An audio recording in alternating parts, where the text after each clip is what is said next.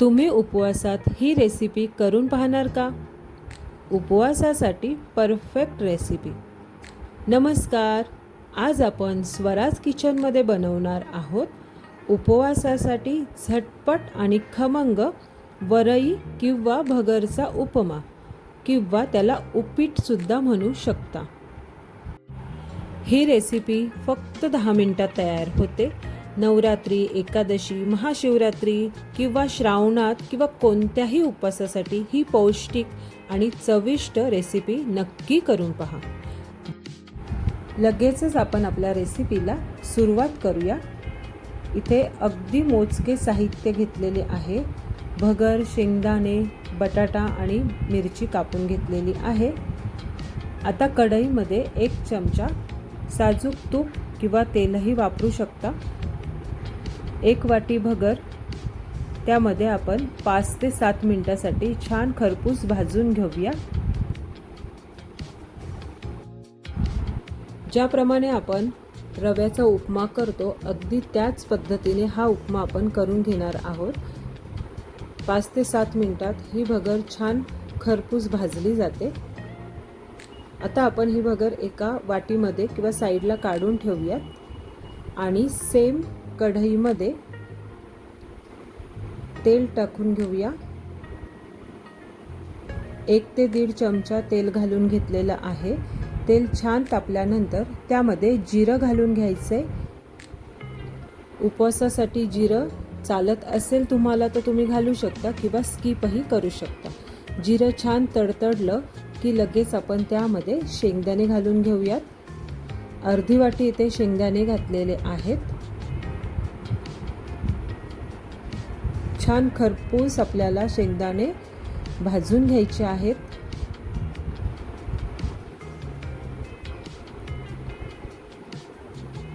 आता यामधले थोडे शेंगदाणे मी साईडला काढून घेणार आहे. वरती आपण गार्निशिंगसाठी वापरणार आहोत. छान खरपूस तळले गेलेले आहेत शेंगदाणे.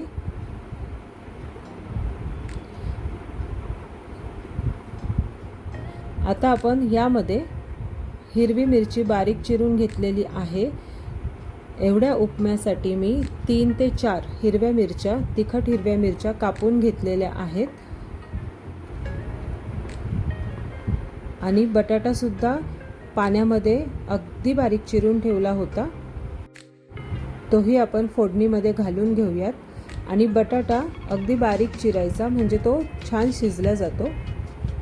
आता हा बटाटा थोडा शिजण्यासाठी अगदी थोडंसं मीठ घालून घेते मी आणि त्यावर अगदी 2 ते 3 मिनिटासाठी वाफ घ्यायची आहे, म्हणजे बटाटा छान शिजला जातो. पाहू शकता तुम्ही बटाटा शिजलेला आहे. थोडा शिजायचा बाकी असेल तर तो नंतर शिजतो. आता यामध्ये भाजलेला वरई किंवा भगर घालून घेऊयात आणि छान एकजीव करून घ्यायचं आहे.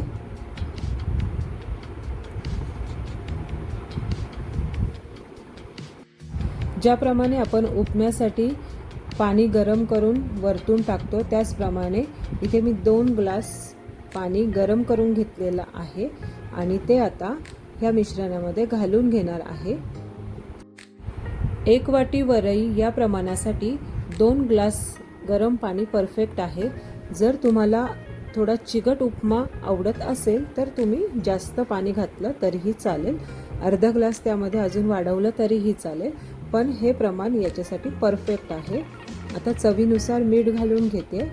ऑलरेडी आपण बटाटा शिजण्यासाठी थोडंसं मीठ घातलेलं आहे.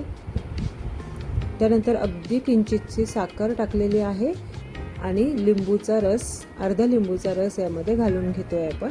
त्यामुळे चव ह्या उपम्याला अप्रतिम येते आणि उपमा छान मोकळा सुटसुटीत होतो. 5 ते 7 मिनिटासाठी झाकण ठेवायचं आहे. झाकण ठेवल्यानंतर मध्ये एकदा आपण पाहू शकतो उपमा शिजला आहे की नाही. आणि 10 मिनिटानंतर उपमा अगदी छान शिजलेला आहे. ज्याप्रमाणे आपण रव्याचा उपमा करतो अगदी त्याचप्रमाणे झालेला आहे. आता आपण एका बाउलमध्ये तो काढून घेऊया आणि छान असं गार्निश करूया।